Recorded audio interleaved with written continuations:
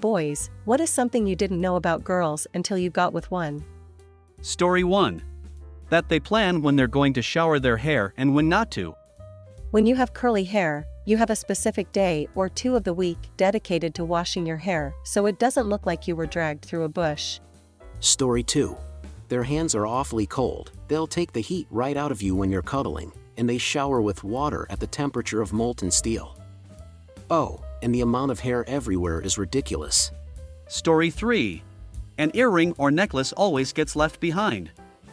Right now I have a single earring on my bedroom nightstand, a woman's scarf on the table by the front door, and a necklace on a piece of furniture in the living room. And I don't even have a girlfriend. Story 4. That towel wrapped on their head actually contains hair. Don't yank it. My ex did that once with me, and his mom saw. I said ouch. And she immediately went, "What are you doing? You are hurting her." I don't think she liked me very much, but in that moment I guess empathy made her go full-on protector. The sheer offense she took to her son doing that. Story 5. I learned quite young that if you volunteer to pick up sanitary stuff at the store you'll be viewed as a god not only by your lady, but by every other woman who sees you buying this. Never once have I gotten the side eye or been judged by anyone. It's always been quite the opposite. Sometimes the cashier will flirt with me when I've got a cart full of sanitary stuff and a family-sized bag of dark chocolate candy bars. Boggles my mind that people wouldn't do something so simple for their significant other when they're miserable. I don't have to spend 5 days every month feeling absolutely miserable, so I'll gladly take going to the store for you. Edit, I am beside myself with joy that this is my top-rated comment. I want everyone to remember that even though something like picking up sanitary stuff at the store seems so benign, that it can truly affect people in such a positive way. Be kind to each other, take time to consider how a small effort on your part can have a massive impact on someone else, and then do that thing. I never understood men who get embarrassed to buy sanitary stuff or hold a lady bag while the woman is in the bathroom or something. It just screams I have a woman in my life and I am a good, decent man probably. It makes you look like a straight man because clearly you have a woman in your life and probably a good one too because you're taking care of that woman. Story 6. They share way more details with their friends than we do. My best friend moved 4 states away and has 3 kids. I don't even know his kids' names. We'll talk every once in a while for an hour-ish and my wife will be like, "How's his kids?" "Oh, they're good." "How do you know? You didn't ask him." "He didn't mention anything bad about them, so they must be good." Blows her mind. Story 7. Sounds corny, but I never imagined how fulfilling it would be to take care of another person. Like how will I do things for her affects how I feel about myself that day. I also never imagined how many small products and self-care rituals she uses that just increase your overall quality of life. I'm talking like skincare products, eye drops, nice socks, nice bedsheets, spending a little bit extra on things that are comfortable, candles and incense, etc. My life was hard before I started dating. Story 8. How insecure they are. Doesn't matter how smart, confident, talented, fun, physically fit or beautiful they are. I typically have gone after confident women. My first girlfriend in high school was very fit, attractive and did some small-scale modeling. She seemed so secure with herself. After we started dating, I saw how vulnerable she was. Obsessed with her body and feeling like it wasn't good enough. Obsessed over how pretty every other girl was. My next girlfriend was very intelligent and confident. She was getting her master's and was also gorgeous.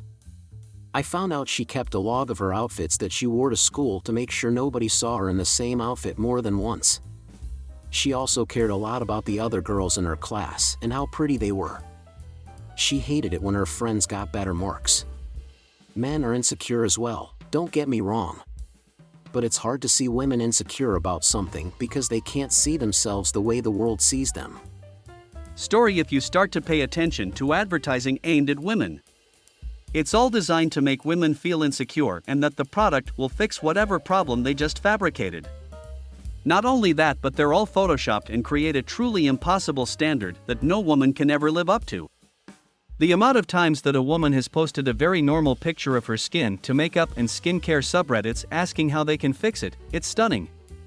Makeup influencers use filters and blur their skin to make it look smooth as porcelain, and they believe it's real. Even though I knew all professional ads are photoshopped, I thought I could trust YouTubers, and wondered how they managed to look so perfect. They don't, it's lighting and more so recently, editing. The filters on TikTok are so good now, turning it off after looking at yourself that way can make you feel like you look really worst. It's a serious problem. Story 9. Doctors just do not listen to women about their own bodies. My GF and ex have both had me go into doctor appointments with them so I could verify what they're saying about their own bodies. It's strange experience. Story 10. When they tell you their problems, they don't want you to solve them. They just want you to listen and sympathize with their plight. Even if you have a quick and easy solution, keep it to yourself and pretend that the issue is just as bad as they think it is.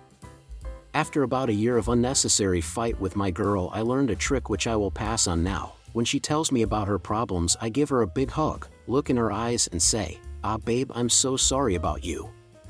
Do you just want love or do you want help?" 95% of the time she just buries her head in my chest and says, "Just some love would be nice." Let me tell you something, game changer. Yes. I use this with friends so much too. Someone going through something, even just a normal bad day, well, that sounds really tough. I'm here to help. Do you want me to listen more? Or should I help with brainstorming? Some version of that has done wonders. I'll also tell people, hey, I'm not in a brainstorming space yet, still processing. Stop so many arguments before they start. Story 11. If a girl wants to get dessert and asks you if you want dessert, the answer is always yes. A lot of girls struggle with body issues and a myriad of different things related to the way that they look and them not fitting into a certain body type, etc. And some of them want to have a sweet or treat or snack or something like that, but they are afraid that if they get something and you don't get something, that you may view them as fat. So not every time, but often when a girl is asking you if you want ice cream, it's just because she wants ice cream. Story 12.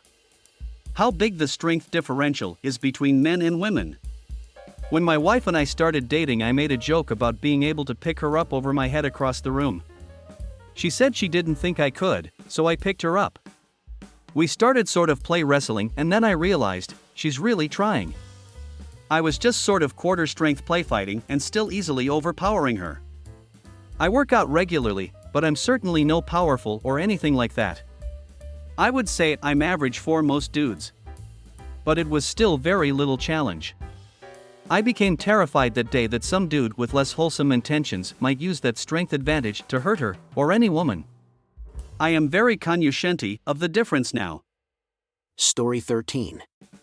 That dry cleaners take advantage of women, charging higher prices just because they are woman's slacks as compared to a man's pair of pants.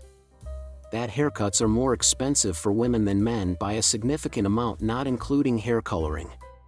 That nail salons are a gold mine if you entice the women with new techniques and designs and tips on their fingernails. That a diamond is forever scam continues to be perpetrated on women as a must-have.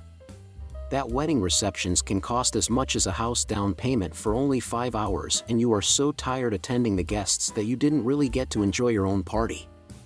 Story 14. I thought they'd be extremely judgmental about my body because of my skin. I listened to how judgmental women often are about their own looks, perfectionist-like obsession with looking, that I was sure I'd disgust any girl that ever saw me. The reality is boring. Some are indeed judgmental, but some aren't. Girls are just people. I criticize my own looks more than anybody else's. If my friends said to themselves the things I say to myself, I'd tell them that they're crazy, that they're perfect. And I'd mean it. I wish I could feel that way about myself. Story 15. The amount of hair just everywhere. I had to buy a special vacuum just to handle my long hair that somehow gets everywhere despite the fact that I try to brush it really well to catch any loose strands both when I wake up and before bed. I used to have to give the vacuum roller a haircut every week because my hair would around it. I've been married 25 years and I don't understand that either. I ask her how because she's not bald. I wish I could sell it.